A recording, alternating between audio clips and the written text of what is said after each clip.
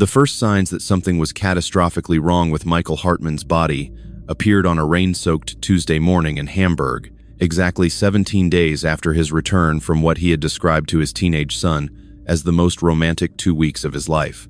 The 42-year-old mechanical engineer, known for his methodical approach to everything from project management to personal relationships,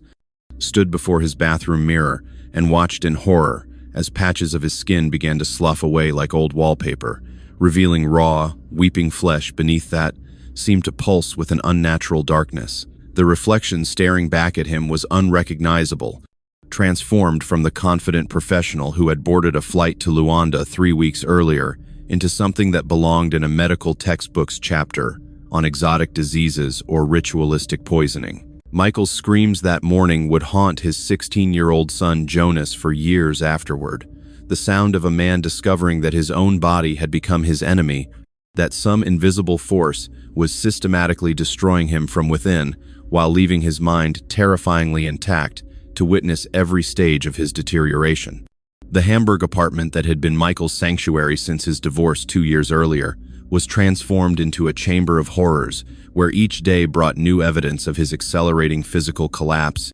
symptoms that no German physician had ever encountered, and that would ultimately lead investigators across 2 continents in pursuit of answers that challenged everything they thought they knew about modern medicine and ancient practices. What Michael couldn't have known as he frantically called emergency services that morning was that his condition was not the result of some rare tropical disease contracted during his engineering work in Angola, but rather the deliberate consequence of his romantic encounter with Isabel Ndala, a woman whose beauty had blinded him to the carefully orchestrated nature of their meeting and whose motives extended far beyond simple financial gain or emotional manipulation. Isabel belonged to a criminal network that specialized in targeting successful foreign men,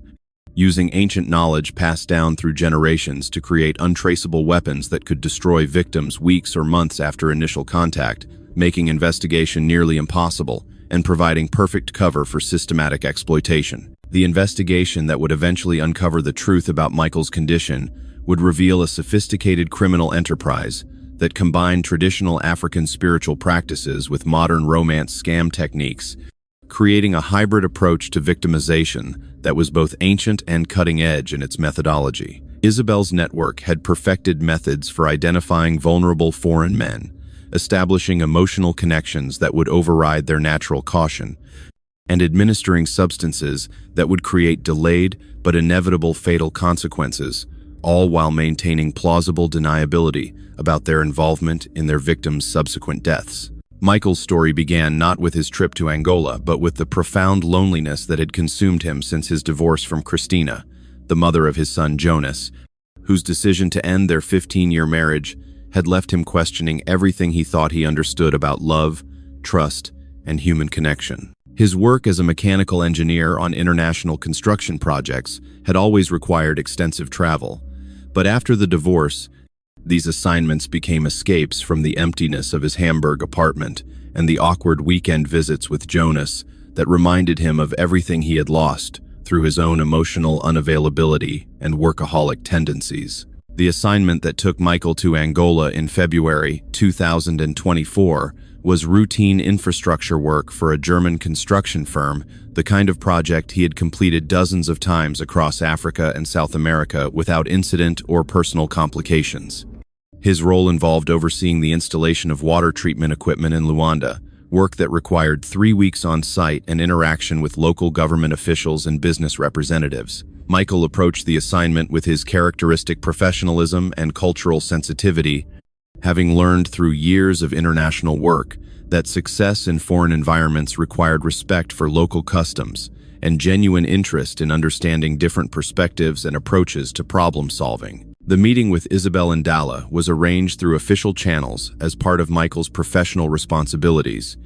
as she presented herself as a businesswoman involved in the fashion trade who needed to understand the water quality requirements for textile manufacturing facilities that would be served by the new treatment system. Their initial encounter took place in the lobby of the Hotel Presidente in Luanda, a business meeting that was both professionally appropriate and personally electric, as Michael found himself immediately attracted to Isabel's intelligence, confidence, and striking beauty that seemed to illuminate the entire room. Isabel's approach to Michael was masterfully calculated, combining genuine knowledge of water treatment systems that validated her claimed business interests with subtle personal attention that made him feel valued and understood in ways he hadn't experienced since the early years of his marriage. She asked thoughtful questions about his work, expressed admiration for his expertise, and demonstrated the kind of intellectual curiosity that Michael found irresistibly attractive. Their business discussions naturally evolved into personal conversations about their respective cultures, travel experiences, and perspectives on life that created the foundation for what Michael believed was an authentic connection based on mutual respect and genuine interest. The transition from professional relationship to romantic involvement occurred over the course of Michael's first week in Luanda, facilitated by Isabel's apparent spontaneity and her ability to show him aspects of Angolan culture that were typically hidden from foreign visitors. She introduced him to restaurants where locals gathered rather than tourist establishments, took him to markets where traditional crafts were sold alongside modern goods, and shared stories about her family and upbringing that created intimacy while revealing nothing that could later be verified or investigated. Every interaction was designed to deepen Michael's emotional investment, while maintaining the illusion that their connection was natural and unplanned. Michael's first night with Isabel occurred during his second week in Luanda, in her apartment, overlooking the Atlantic Ocean, where she had created an environment that combined traditional Angolan aesthetics with contemporary luxury in ways that reinforced her claimed success as an international businesswoman. The evening began with dinner she had prepared herself, featuring traditional dishes that she explained while serving wine that she claimed had been imported from her favorite vineyard in Portugal. The intimate setting and personal attention were intoxicating for a man who had spent 2 years eating solitary meals and returning to an empty apartment each evening after work. The physical intimacy that followed dinner was passionate and seemingly spontaneous, though Isabel's behavior throughout their encounter suggested a level of calculation that Michael was too emotionally invested to recognize at the time. She insisted on preparing a traditional drink that she claimed would enhance their connection, a bitter liquid that she described as an ancient recipe passed down through her family for generations. Michael's consumption of this substance, presented as a romantic gesture and cultural sharing experience, was the critical moment when his fate was sealed, though the effects would not become apparent until weeks after his return to Germany. The remainder of Michael's time in Luanda passed in a romantic haze that combined the satisfaction of successful professional work with the intoxication of what he believed was genuine love and cultural discovery. Isabel accompanied him to business meetings where her presence and local knowledge proved valuable, introduced him to contacts who could facilitate future projects in Angola, and spent every available moment creating experiences that reinforced his conviction that their relationship was destined to continue beyond his temporary assignment. Her apparent sadness about his approaching departure seemed authentic and deeply felt, adding urgency to discussions about future plans and long-term possibilities. The conversations about Michael's life in Germany became increasingly detailed during his final days in Luanda, with Isabel expressing genuine interest in his son Jonas, his work opportunities, and his living situation in Hamburg. She asked specific questions about his health insurance, his financial resources, and his family medical history that seemed like natural curiosity from someone considering a serious relationship, but that actually served to help her network assess his value as a target and plan for the investigation that would follow his death. Every piece of information he shared was carefully cataloged and would later be used to create plausible explanations for his mysterious illness. The farewell between Michael and Isabel at Luanda Airport was emotionally devastating for him, as she had successfully created the impression that their separation was temporary and that their relationship would continue through regular communication and planned visits. She gave him gifts to remember their time together, including jewelry that she claimed had protective properties according to Angolan tradition, and spices that she suggested he use to prepare traditional dishes that would remind him of their shared meals. These items, which Michael treasured as romantic tokens, actually served to extend her influence over him and potentially contributed to his subsequent physical deterioration. Michael's return flight to Hamburg was consumed with planning for Isabel's visit to Germany and their long-term future together, as he had become completely convinced that he had found the authentic love and partnership that had been missing from his life since his divorce. He spent the journey writing detailed emails about their shared experiences and making lists of places he wanted to show her in Germany, restaurants they would visit together,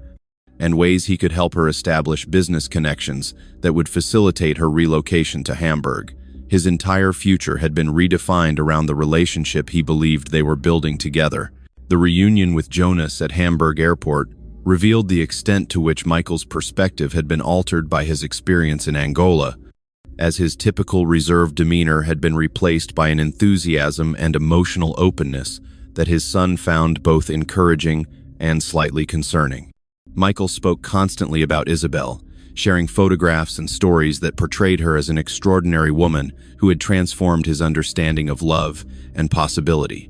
Jonas, while happy to see his father more animated than he had been since the divorce, also noted subtle changes in his father's appearance and energy that seemed inconsistent with romantic happiness. Michael's first week back in Hamburg was characterized by manic energy, focused on maintaining his connection with Isabel through constant communication and planning for her visit to Germany, scheduled for early April.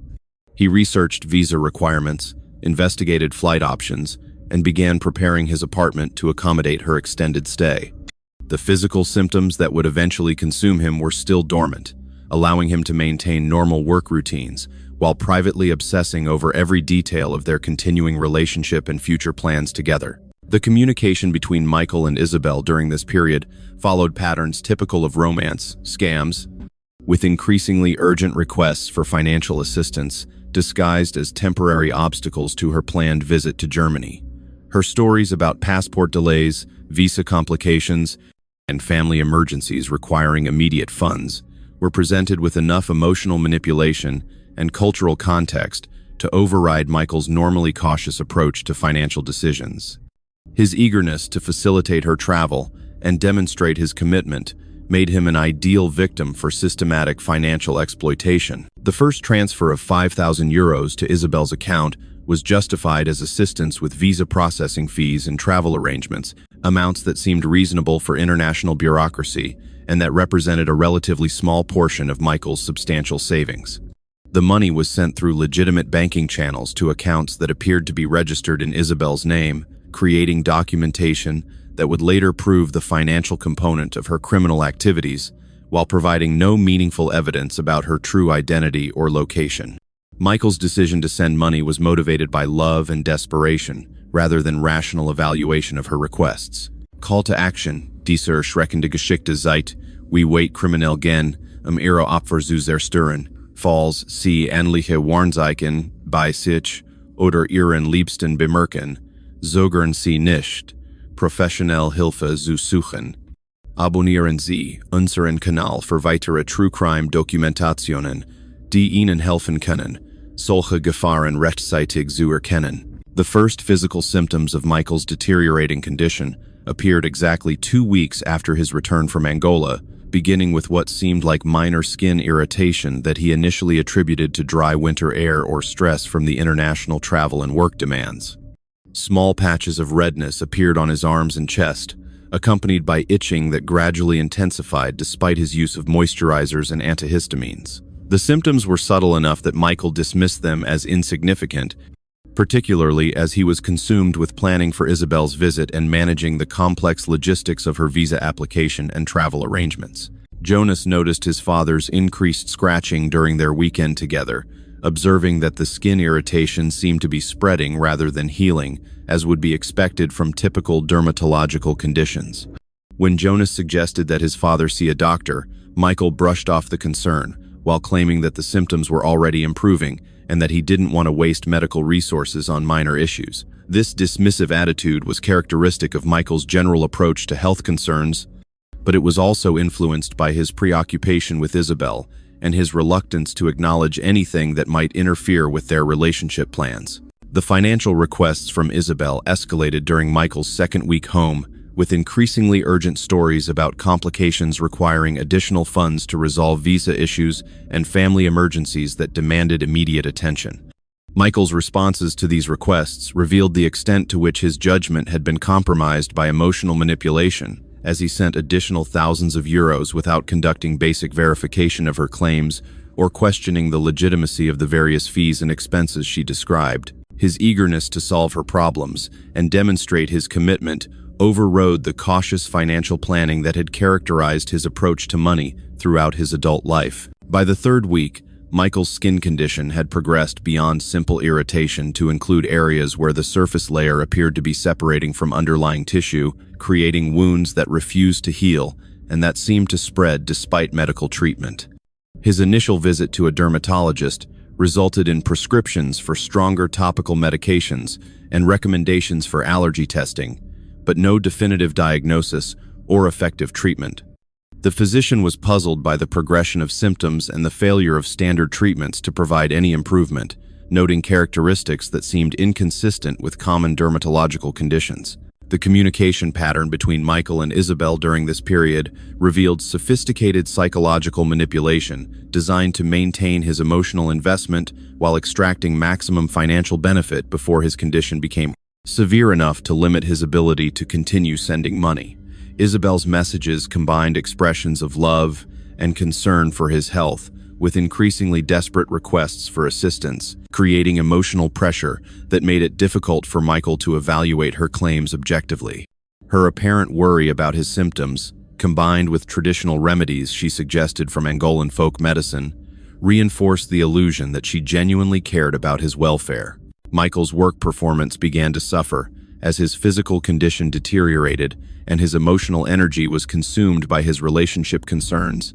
and growing anxiety about Isabel's delayed travel plans. Colleagues noticed his increased irritability, difficulty concentrating, and obvious fatigue that seemed disproportionate to his typical work demands. The combination of physical symptoms and emotional stress was creating a downward spiral that affected every aspect of his daily functioning, though he continued to minimize the severity of his condition and resist suggestions that he seek comprehensive medical evaluation. The turning point came during Michael's fourth week home, when his skin condition progressed to include large areas where tissue was actually necrotizing, creating wounds that were both painful and visually disturbing. The smell of infection became noticeable to colleagues and prompted intervention by his supervisor, who insisted that Michael take medical leave until his condition could be properly diagnosed and treated. This forced medical attention led to his first encounter with Dr. Katharina Schultz, a dermatologist who recognized immediately that his symptoms were unlike anything in standard medical literature. Dr. Schultz's initial examination revealed tissue damage that was both extensive and progressive, with characteristics suggesting systematic poisoning rather than infectious disease or allergic reaction. The pattern of necrosis and the failure of standard treatments to provide any improvement led her to suspect exposure to exotic toxins or biological agents that would require specialized testing to identify. Her decision to involve infectious disease specialists and toxicologists reflected her recognition that Michael's condition was beyond the scope of typical dermatological practice and potentially life-threatening. The laboratory tests ordered by Dr. Schultz would eventually reveal the presence of multiple plant-based compounds in Michael's blood and tissue samples, substances that were not found in European flora, and that suggested deliberate administration rather than accidental exposure. The complexity of the toxin mixture and its sophisticated delivery mechanism indicated advanced knowledge of traditional poisoning methods, combined with modern understanding of delayed-release pharmaceutical principles. The discovery of these substances transformed Michael's case from mysterious illness to probable homicide attempt. The psychological impact of learning that his condition was likely the result of deliberate poisoning was devastating for Michael, as it forced him to confront the possibility that Isabel's love had been entirely fabricated and that his romantic encounter in Angola had been a carefully orchestrated criminal attack.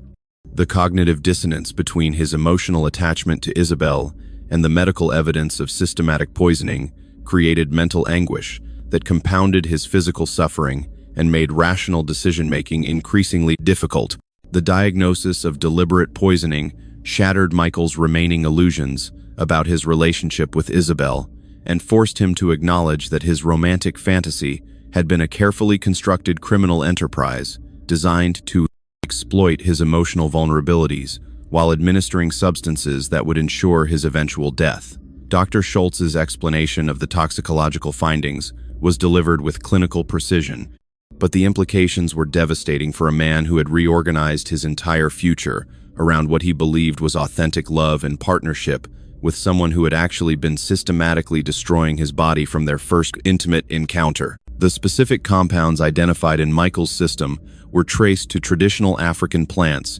known for their delayed-action toxic properties, substances that had been used for centuries in ritualistic practices and criminal activities across sub-Saharan Africa. The sophistication of the mixture suggested extensive knowledge of traditional medicine combined with modern pharmaceutical understanding, creating a delivery system that would remain undetectable for weeks while causing progressive organ failure and tissue necrosis that would ultimately prove fatal without immediate intervention. Michael's cooperation with Dr. Schultz's treatment protocol was complicated by his emotional resistance to accepting the deliberate nature of his poisoning, as acknowledging the criminal intent behind his condition required him to confront the complete fabrication of his relationship with Isabel and his own role in facilitating the attack through his naive trust and emotional desperation. The psychological trauma of recognizing himself as a victim of systematic deception was almost as devastating as the physical effects of the toxins, creating complex layers of suffering that required both medical and psychiatric intervention. Jonas's reaction to learning about his father's deliberate poisoning revealed the teenager's growing maturity and his protective instincts toward his remaining parent,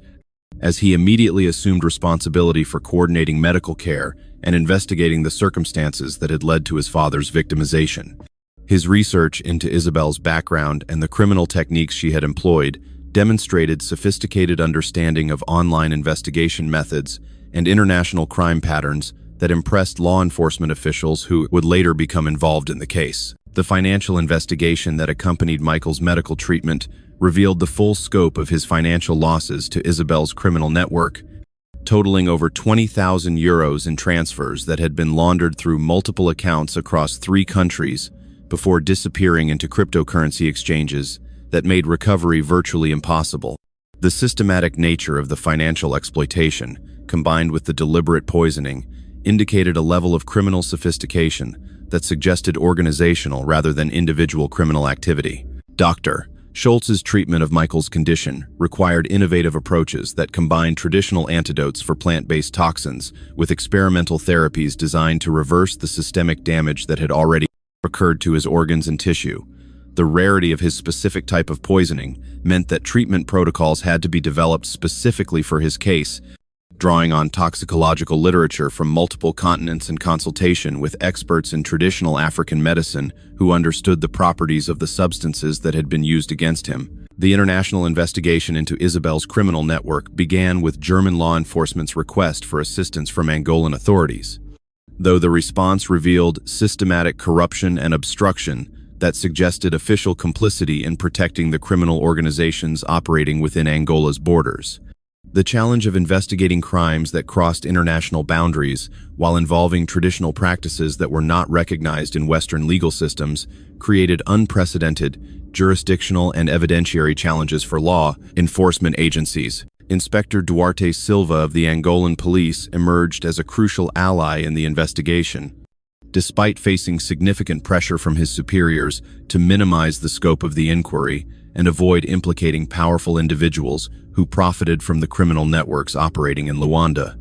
His willingness to pursue the case aggressively, despite personal and professional risks, reflected his commitment to justice and his recognition that international criminals were exploiting Angola's reputation and legal system to commit serious crimes against foreign nationals. The evidence gathered during the investigation revealed that Isabel Ndala was not her real name, and that her claimed business activities were entirely fabricated, designed to provide cover for her role in a criminal network that specialized in targeting wealthy foreign men through romance scams combined with traditional poisoning methods. The sophistication of her false identity and the resources required to maintain her criminal operation indicated substantial financial backing and organizational support that extended far beyond individual criminal activity. Michael's condition continued to deteriorate, despite aggressive medical intervention, as the delayed action toxins had caused irreversible damage to his liver, kidneys, and nervous system that modern medicine was unable to fully reverse.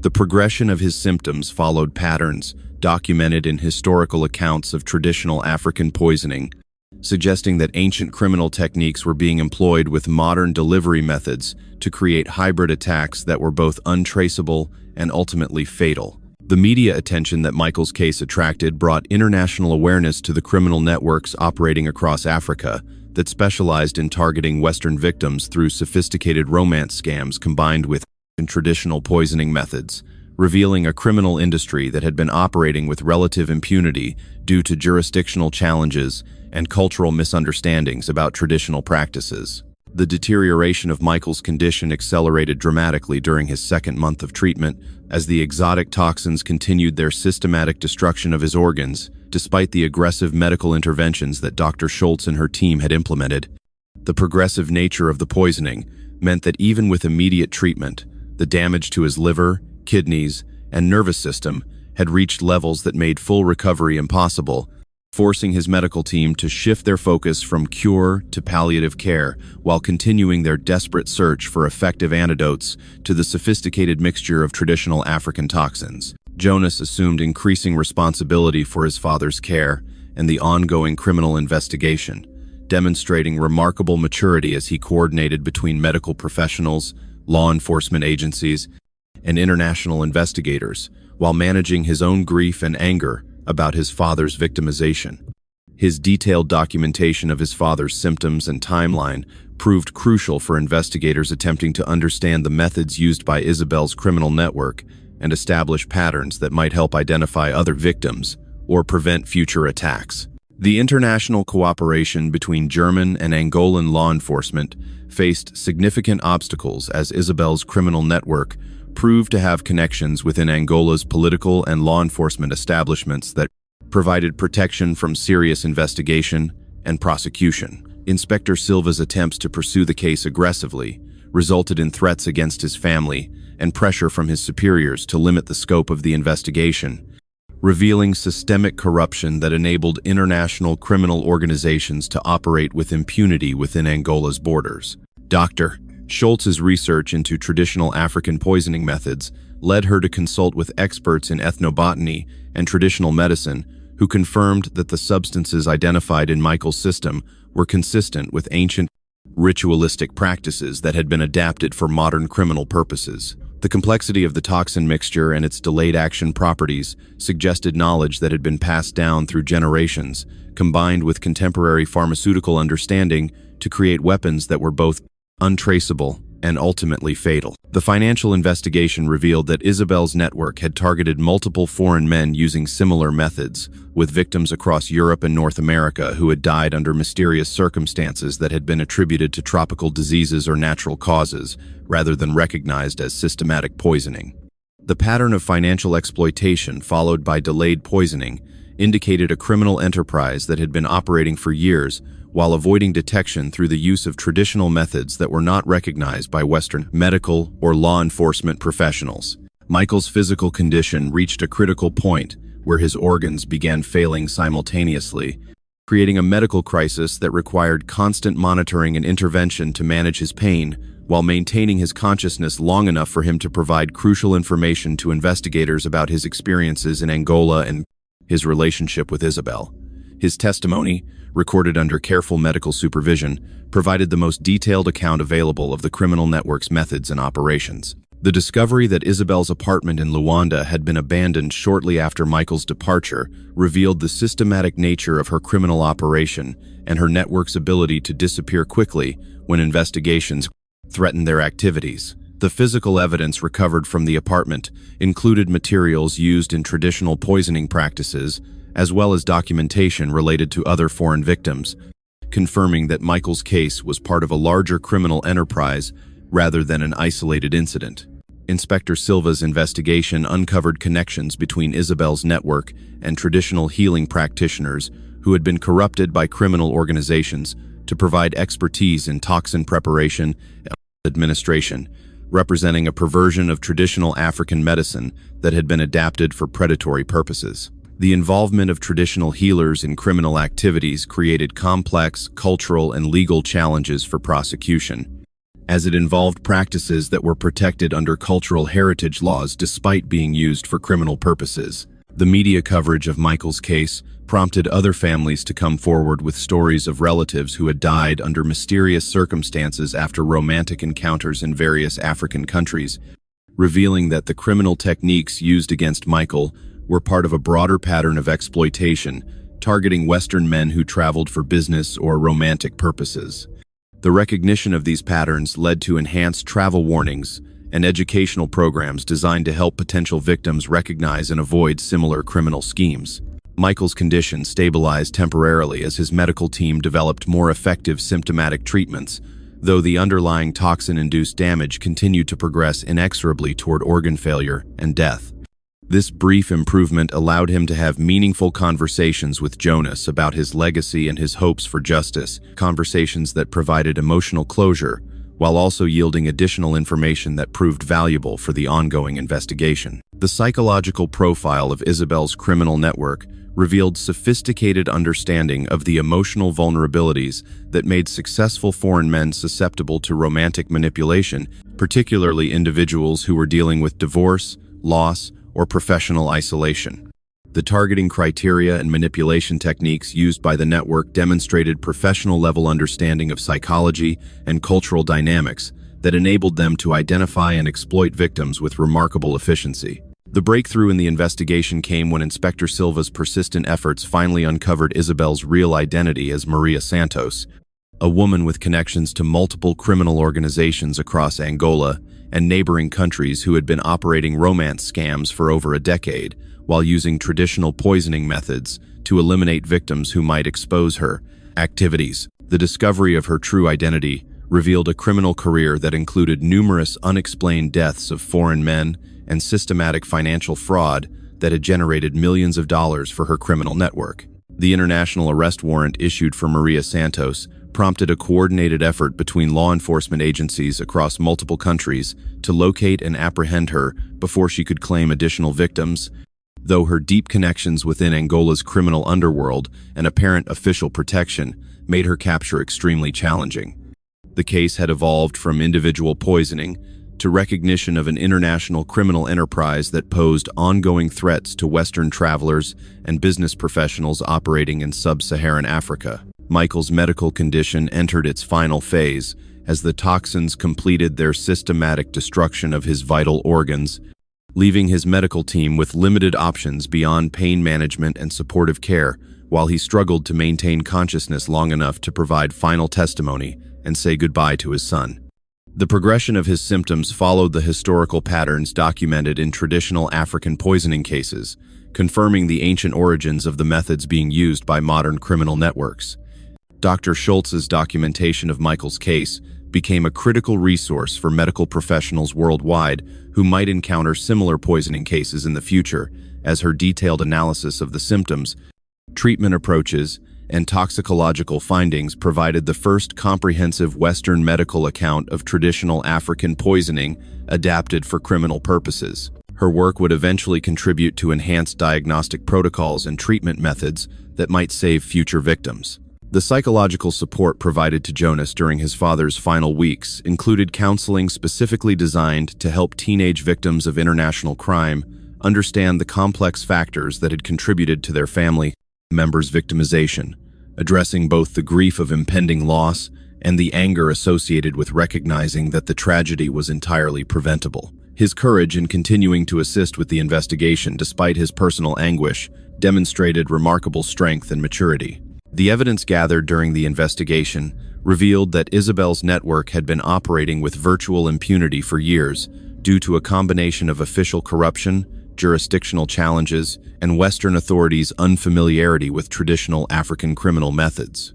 The systematic nature of their operations and their ability to target victims across multiple countries indicated a level of organization and sophistication that challenged conventional understanding of African criminal enterprises. The final weeks of Michael's life were spent in constant pain despite aggressive palliative care, as the toxins had created irreversible damage to his nervous system that made effective pain management extremely difficult. His medical team's efforts to maintain his comfort while preserving his ability to communicate with investigators and his son required constant adjustment of medications and interventions that pushed the boundaries of palliative medicine. The international media attention focused on Michael's case brought unprecedented scrutiny to the criminal networks operating across Africa that targeted Western victims, forcing governments to acknowledge systematic failures in protecting their citizens who traveled for business or personal reasons to regions where traditional criminal methods were employed by sophisticated international organizations. The case prompted enhanced cooperation agreements and improved intelligence sharing between Western and African law enforcement agencies. The financial investigation revealed that the money stolen from Michael and other victims had been used to expand the criminal network's operations across multiple countries, funding the recruitment and training of additional criminals who specialized in targeting specific demographics of Western travelers. The systematic nature of the financial exploitation and the use of proceeds to fund additional criminal activities demonstrated the industrial scale of the operation that had victimized Michael. Michael's final testimony, recorded just days before his death, provided crucial details about the methods used by Isabel's network to identify, target, and victimize foreign men, information that would prove essential for developing prevention strategies and helping other potential victims recognize and avoid similar criminal schemes. His willingness to endure significant physical discomfort to provide this information demonstrated his commitment to preventing other families from experiencing similar tragedies. The collaboration between traditional African medicine practitioners and German toxicologists in developing treatment protocols for Michael's condition created unprecedented cross-cultural medical cooperation that advanced understanding of both traditional poisoning methods and modern antidote development. This collaboration represented one of the few positive outcomes from the tragic circumstances of Michael's victimization. Michael Hartman died on a gray April morning in Hamburg University Medical Center, surrounded by his son Jonas and the medical team that had fought desperately for 3 months to counteract the effects of the sophisticated toxins that had been systematically destroying his body since his romantic encounter with Isabel ANGOLA in Angola. His death certificate listed multiple organ failure as the immediate cause, but the underlying cause was clearly documented as deliberate poisoning with exotic plant-based compounds administered for criminal purposes, making his case one of the first officially recognized international poisoning homicides involving traditional African methods. The autopsy conducted by Dr. Schultz revealed the full extent of the damage caused by the traditional toxins, with tissue samples showing cellular destruction that was both systematic and progressive, confirming that the ancient poisoning methods had been refined with modern pharmaceutical knowledge to create weapons that were virtually undetectable until their effects became irreversible. The forensic evidence gathered during the autopsy would become crucial for prosecuting members of Isabel's criminal network and developing medical protocols for treating similar poisoning cases in the future. Jonas's response to his father's death combined overwhelming grief with fierce determination to ensure that those responsible for his murder would face justice. Despite the significant challenges posed by international jurisdictional issues and the apparent protection that Isabel's network enjoyed from corrupt officials within Angola's legal system, his decision to continue cooperating with investigators and to speak publicly about his father's case demonstrated remarkable courage and maturity while honoring his father's memory through practical crime prevention efforts. The international investigation reached a critical breakthrough when Inspector Silva's team finally located Maria Santos in Mozambique, where she had been establishing new criminal operations while using a different false identity to target Portuguese and South African businessmen. Her arrest required coordination between law enforcement agencies across 3 countries and diplomatic pressure to overcome local resistance to extradition, revealing the extent of international cooperation necessary to combat sophisticated transnational criminal networks. The evidence gathered from Maria Santos's arrest revealed the full scope of her criminal enterprise, including detailed records of dozens of victims across multiple continents and sophisticated documentation of the traditional poisoning methods that had been adapted for modern criminal purposes.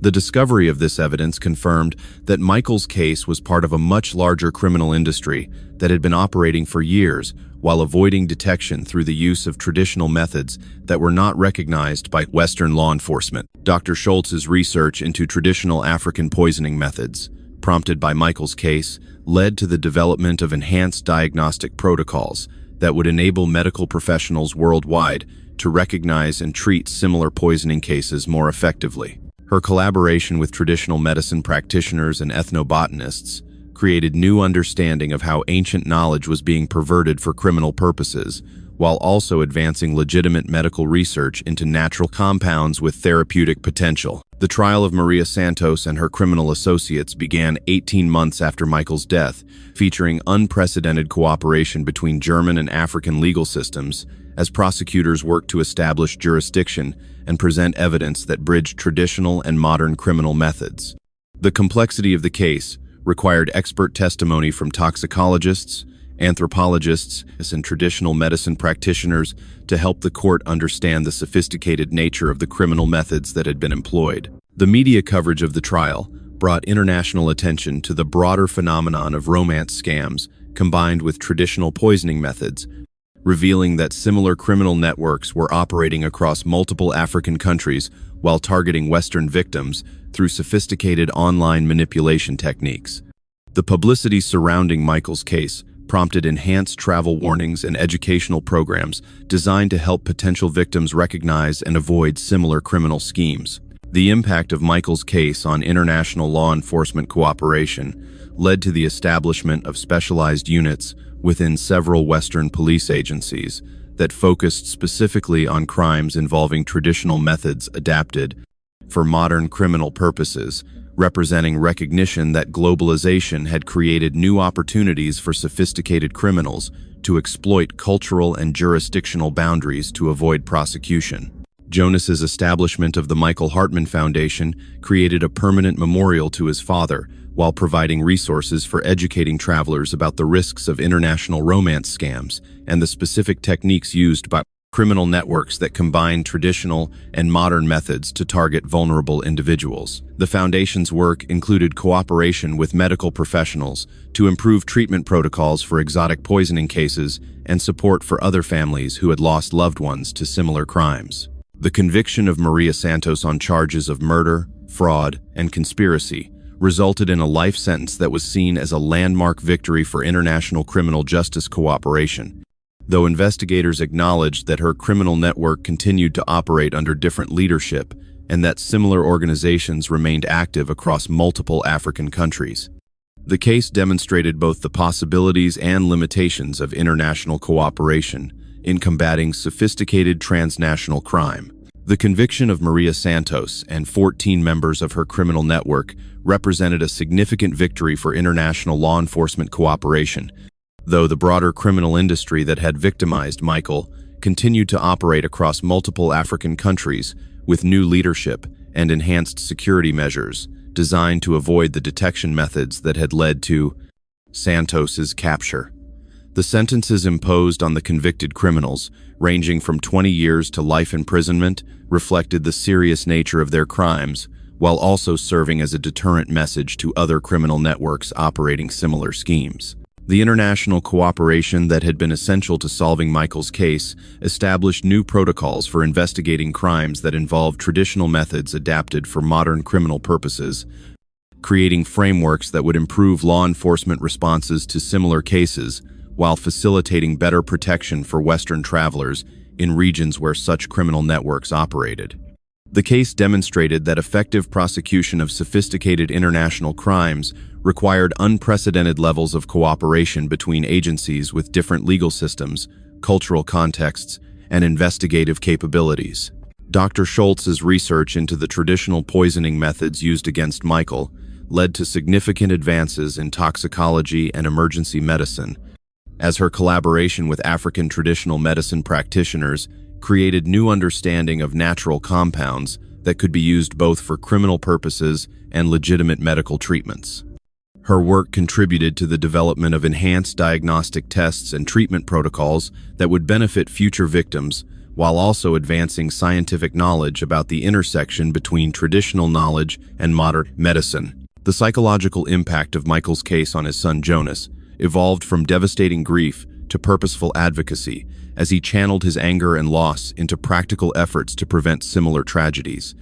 working with law enforcement agencies and educational institutions to develop awareness programs specifically designed to help potential victims recognize and avoid the sophisticated manipulation techniques employed by international criminal networks. His transformation from victim's family member to crime prevention advocate demonstrated the possibility of creating positive outcomes from tragic circumstances. The financial investigation that accompanied the criminal prosecutions revealed that Maria Santos's network had generated millions of dollars through their combination of romance scams and selective elimination of victims who posed threats to their continued operations, with the proceeds being used to expand their criminal activities across multiple countries and recruit new members who specialized in different aspects of their sophisticated criminal enterprise. The scale of their financial success explained their ability to maintain operations for years while avoiding detection. The international travel industry responded to Michael's case by developing enhanced security protocols and educational materials designed to help business travelers and tourists recognize the warning signs of criminal targeting, particularly the sophisticated romance scam techniques that had been used to identify and manipulate Michael. The industry's response included cooperation with law enforcement agencies to report suspicious activities and enhanced training for travel professionals who worked with clients visiting high-risk regions. The diplomatic consequences of Michael's case prompted renewed discussions about the responsibilities of host countries to protect foreign visitors from criminal activities, particularly when those crimes involve traditional practices that might not be recognized or prosecuted under local legal systems. The case highlighted gaps in diplomatic protection protocols and led to enhanced cooperation agreements between Western governments and their African counterparts. The academic interest in Michael's case generated research across multiple disciplines, including criminology, toxicology, anthropology, and international law, as scholars sought to understand the complex intersection of traditional practices, modern criminal techniques, and globalized crime networks that had made his victimization possible. The interdisciplinary research prompted by his case contributed to enhanced understanding of how cultural knowledge could be perverted for criminal purposes, while also advancing legitimate academic inquiry into the relationships between traditional and modern societies. The long-term impact on Jonas included both ongoing grief counseling and his emergence as a recognized expert in international crime prevention, as his personal experience and continued advocacy work made him a valuable resource for law enforcement agencies and educational institutions seeking to understand the psychology of international crime victims and develop more effective prevention strategies. His transformation from victim's family member to crime prevention advocate provided a model for how personal tragedy could be channeled into meaningful social contribution. The memorial service held for Michael on the anniversary of his death brought together family, friends, medical professionals, and law enforcement officials who had been involved in seeking justice for his murder, creating an opportunity to celebrate his life while also recognizing the progress that had been made in preventing similar tragedies. The service featured testimony from other families who had been helped by the foundation established in Michael's memory, and from investigators who had used lessons learned from his case to solve other international crimes. The ongoing challenges in combating international criminal networks that combined traditional and modern methods highlighted the need for continued vigilance and cooperation between governments, law enforcement agencies, and civil society organizations committed to protecting travelers and preventing the exploitation of cultural differences for criminal purposes. Michael's case served as both a warning about the sophisticated nature of modern international crime and an example of how determined investigation and international cooperation could achieve justice even in the most challenging circumstances. The establishment of international protocols for investigating crimes involving traditional methods represented one of the most significant long-term outcomes of Michael's case, as law enforcement agencies across multiple continents developed specialized training programs and cooperation agreements that would enable more effective responses to similar criminal activities. The protocols included enhanced forensic techniques for identifying exotic toxins, improved cultural sensitivity training for investigators working across international boundaries,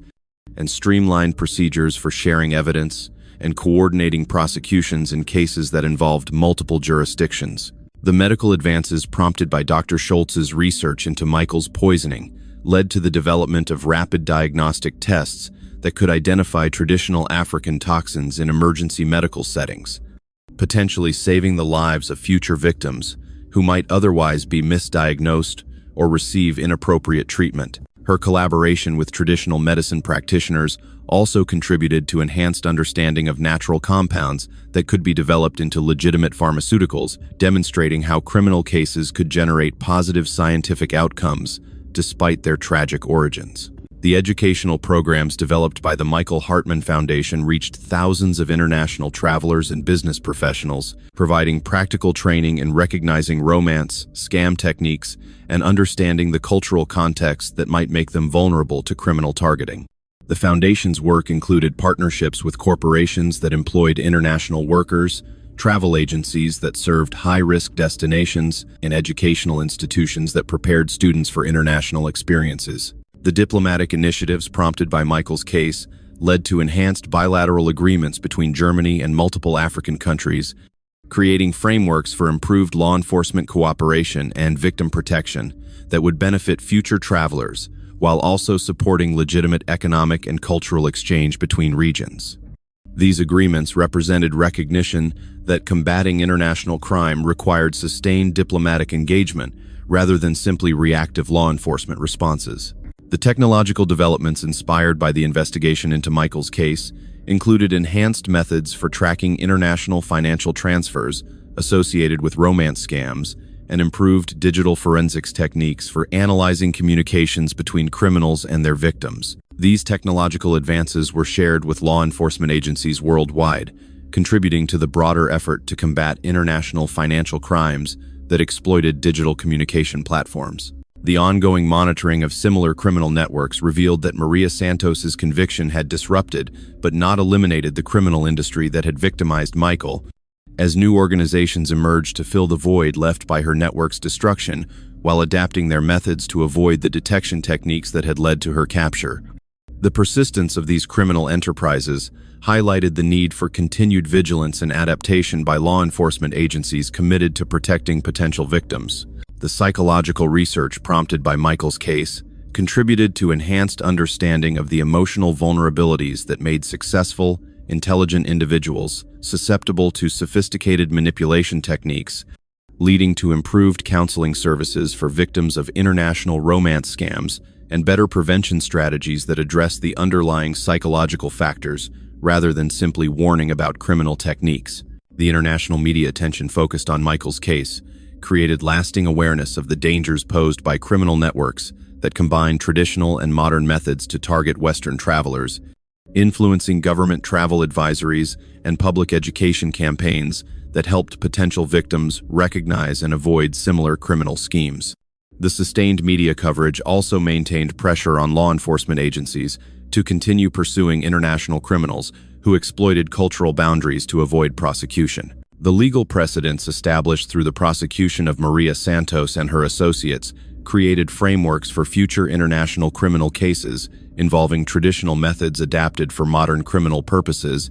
demonstrating that sophisticated transnational crimes could be successfully prosecuted despite the complex jurisdictional and cultural challenges they presented. These precedents provided models for other jurisdictions facing similar criminal activities while also serving as deterrents to potential criminals. The family support services developed in response to Michael's case provided specialized assistance to relatives of international crime victims, addressing the unique challenges faced by families seeking justice across international boundaries while dealing with complex grief associated with preventable tragedies.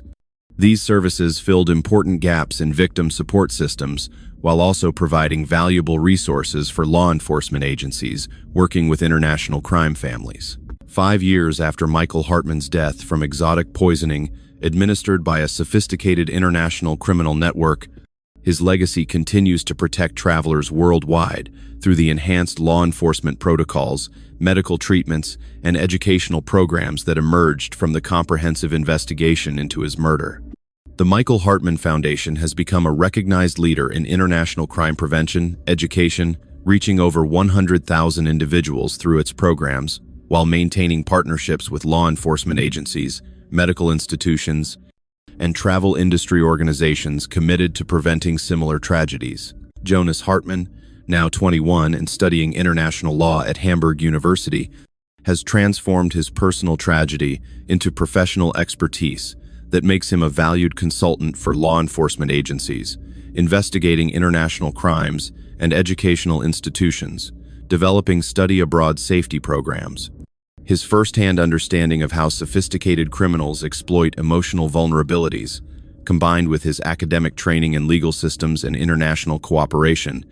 has made him an effective advocate for enhanced protection of international travelers and improved prosecution of transnational crimes. Dr. Katharina Schultz's research into traditional poisoning methods has revolutionized emergency medicine's approach to exotic toxin cases, with her diagnostic protocols now standard practice in hospitals worldwide, and her antidote research contributing to successful treatment of dozens of similar poisoning cases across multiple continents. Her collaboration with traditional medicine practitioners has also advanced legitimate pharmaceutical research, while helping law enforcement agencies understand the criminal applications of traditional knowledge that might be used against future victims. The international law enforcement cooperation established through Michael's case has facilitated successful prosecution of hundreds of international criminals operating similar schemes, with the specialized units created in response to his murder now serving as models for combating sophisticated transnational crime networks that exploit cultural boundaries and jurisdictional limitations to avoid accountability. The protocols developed for investigating crimes involving traditional methods have been adopted by law enforcement agencies worldwide, improving their ability to recognize and respond to similar criminal activities. The diplomatic agreements negotiated in response to Michael's case have created lasting frameworks for international cooperation in criminal investigations, while also supporting legitimate cultural and economic exchange between regions that had previously been viewed primarily as sources of criminal threats. These agreements demonstrate that effective crime prevention requires sustained engagement and mutual respect, rather than simply defensive measures that might limit beneficial international relationships. The travel industry's adoption of enhanced security protocols and educational materials has measurably reduced the success rates of criminal networks targeting international travelers,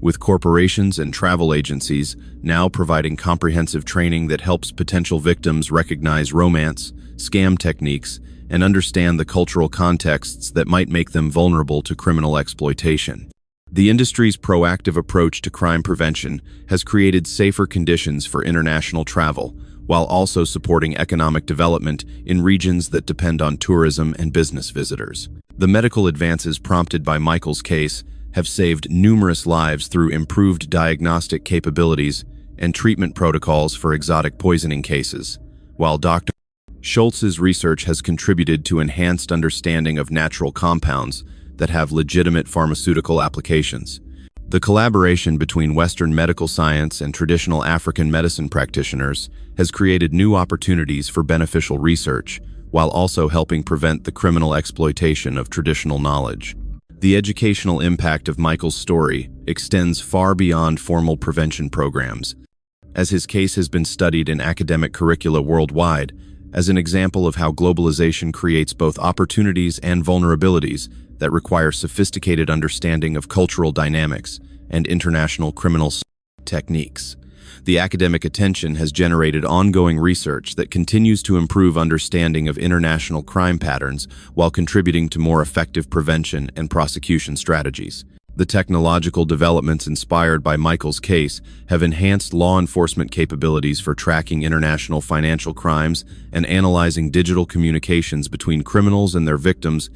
with these advances being shared globally to support the broader effort to combat transnational criminal networks. The technological improvements have also contributed to better protection of potential victims through enhanced security features on social media and dating platforms. The family support services established in response to Michael's case have provided crucial assistance to hundreds of relatives of international crime victims, helping them navigate complex legal systems while dealing with grief associated with preventable tragedies. These services have filled important gaps in victim support, while also providing valuable resources for law enforcement agencies working with families affected by international crimes. The ongoing monitoring of international criminal networks reveals that while Maria Santos's organization was successfully dismantled, new criminal enterprises continue to emerge with adapted methods designed to exploit evolving technologies and social platforms.